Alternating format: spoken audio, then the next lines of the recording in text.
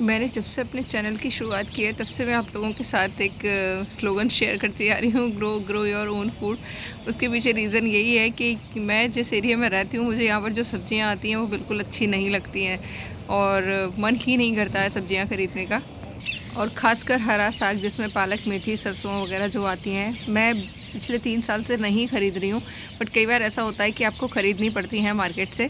तो देखिए, कल मुझे पालक ख़रीदना पड़ा था और चूँकि मैं खुद नहीं गई थी ख़रीदने, सब्ज़ी वाले भैया खुद देने आए थे घर पर। और हालत देखिए आप पालक की।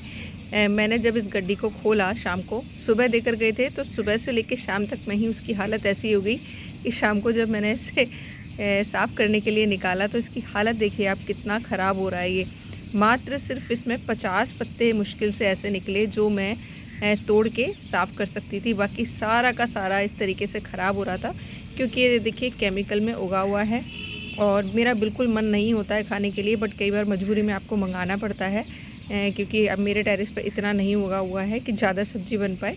तो देखिए मैं इसलिए मना करती हूँ कि अगर आपके पास टेरेसेस हैं तो आप एटलीस्ट ये ग्रीन वेजिटेबल जो है जिसमें ये सारा हरा साग आता है, क्योंकि बहुत ज़्यादा केमिकल यूज़ होता है इसमें, तो इसको तो एटलीस्ट आप खुद उगाने की कोशिश किया करिए क्योंकि ये उगाना भी बहुत आसान है। मैंने एक बैच उगा लिया था, सेकंड बैच जब उगा कर गई थी तो वो दिवाली पर मेरी जो हेल्पर हैं उन्होंने पानी डाला था, ख़राब हो गया।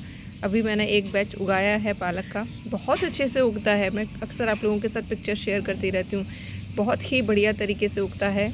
थोड़ी सी अपनी किचन वेस्ट लीव कंपोस्ट मिलाइए और कुछ नहीं है तो देखिए, मुझे बहुत सारे लोगों के मैसेज आते हैं कि मैम हम किचन वेस्ट नहीं बना सकते और लीव्स हमें मिलती नहीं है। तो कोई दिक्कत नहीं है यार, गोबर की खाद अच्छी सड़ी हुई तो हर एरिया में मिल जाती है।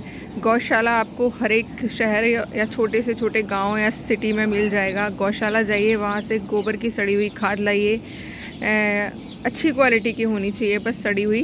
क्योंकि देखिए जो गोबर की खाद में मैंने देखा है, एक तो बीड़ बहुत उगता है और वो वाला बीड़ उगता है जिसकी ज़रूरत हमें नहीं होती है। मेरे यहाँ पर आप देखते होंगे बीड़ के नाम पे सिर्फ वही चीज़ें उगती हैं जो मैं खुद चाहती हूँ कि वो मेरे गार्डन में उगें, जैसे कुल्फ़ा हो गया, चौलाई हो गया या चंगेरी हो गया, या उस तरीके के वीड जो मैं खुद चाहती हूँ। क्योंकि मेरे यहाँ गाय का गोबर मैं आपको पता है नहीं यूज़ करती हूँ, कभी कभार उपला करती हूँ, वो भी मैं भिगो देती हूँ पानी में, और जब यूज़ करती हूँ तो सड़ा कर। तो जब भी आप खाद लेकर आ रहे हैं सड़ी हुई हो तो कोई दिक्कत नहीं है, बहुत अच्छे से उसमें भी उगा सकते हैं। बस ये है कि आप खुद उगाइए, केमिकल फ्री होगा तो खाने में जो आनंद होगा ना, अमेजिंग टेस्ट होगा। मतलब बच्चे साग खाने में नखरा करते हैं, लेकिन पिछले 2-3 साल से मैं देख रही हूँ मेरा बेटा भी साग बहुत शौक़ से खाता है क्योंकि केमिकल फ्री है और टेस्ट बिल्कुल डिफरेंट होता है मार्केट के से जो बना हुआ होता है। तो देख लीजिए मार्केट वाले की हालत।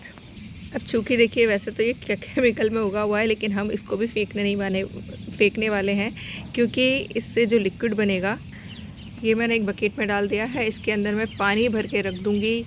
मेरे पास देखिए डिकम्पोज़र है, आपके पास वो होगा नहीं तो कोई बात नहीं, आप कोई सा भी बायो एंजाइम डाल दीजिएगा 20-30 ml, और वो नहीं है तो गुड़ तो ज़रूर डाल दीजिएगा, थोड़ा सा गुड़ डाल दीजिएगा, एक टुकड़ा, और बस इसे भर के रख दीजिएगा 2 दिन के लिए पानी में। क्लॉकवाइज़ और एंटी क्लॉकवाइज़ चला दीजिएगा और फिर उसका पानी जो है आप सारे पौधों में डाल सकते हैं, कोई नुकसान नहीं करेगा। अब कुछ लोग कहेंगे मैम इसमें तो केमिकल है, तो देखिए हमारी मिट्टी के अंदर अब वो ताकत आ चुकी है कि जो ये थोड़ा बहुत भी केमिकल आएगा ना तो वो असर नहीं करेगा। क्योंकि मैं जब भी सब्जियां खरीदती हूँ उनको मैं एक बार डिकम्पोज़र में बायो एंजाइम में डिप करके रखती हूँ, और बायो एंजाइम के अंदर जो माइक्रोब्स हैं उनके अंदर इतनी ताकत है कि वो इस तरीके के केमिकल को ख़त्म कर सकते हैं। तो इसको मैं भर के रखूँगी डिकम्पोज़र में, और ये 2 दिन के बाद एक लिक्विड बहुत ही सॉलिड फर्टिलाइज़र तैयार हो जाएगा आपके पौधों के लिए, बिल्कुल फ्री का। कई सालों से यूज़ करती आ रही हूँ इसलिए आपको बता रही हूँ, क्योंकि गर्मियों में तो आपने देखा ही है तरबूज, खरबूज, आम, जो भी गर्मियों के फल आते हैं उनका देती हूँ, और अब मैं सर्दियों के जो भी चीज़ें मेरे इस तरीके से वेस्ट निकलेंगी उनका मैं देती रहूँगी। तो आम के आम और गुठलियों के दाम, ये देखिए मैंने भर दिया है, इसमें डिकम्पोज़र डाल दिया है।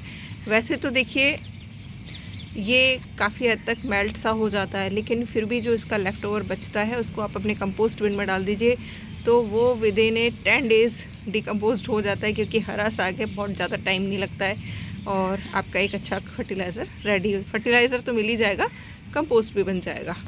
बस इसे मैं ढक के रख दूँगी किसी गत्ते से या प्लेट से, और बस 2 दिन में ये रेडी हो जाएगा, 2 या 3 दिन में। तो आप इसे यूज़ कर सकते हैं। आप लोगों का सवाल आएगा कि मैम इसे किस पर यूज़ कर सकते हैं, कौन से प्लांट में। तो देखिए, टेरेस पर अगर धूप में रखे हुए सभी प्लांट हैं आप यूज़ कर सकते हैं। सिर्फ कैक्टस और सकुलेंट को छोड़ दीजिएगा, बाकी सभी प्लांट में आप इसको यूज़ कर सकते हैं, क्योंकि मैं जितने भी ऑर्नामेंटल प्लांट्स और सब्जियों वाले प्लांट्स हैं मैं सब में डालने वाली हूँ। और मैंने बिल्ली के लिए बोला था, मुझे देखिए इसलिए पसंद नहीं है। देखिए यहाँ कबूतर का खा कर गई है और सुबह आकर मुझे अब इसकी सफाई करनी पड़ेगी। तो सुबह के लिए मेरे लिए काम तैयार है। तो देखिए ये जो बताया है, अगर आप मार्केट से सब्जियां खरीदते हैं तो इसको यूज़ कर लीजिएगा। मुझे ज़रूरत पड़ती नहीं है इसकी, क्योंकि मेरे घर में से ही सब्जियां निकलती हैं, बट अब इतना सारा वेस्ट आया है तो इसका कुछ तो यूज़ करना ही था। तो आई होप आपको मेरे जो टिप्स हैं वो पसंद आते होंगे। पसंद आते हैं तो अप्लाई कर लिया करिए। Thank you for watching.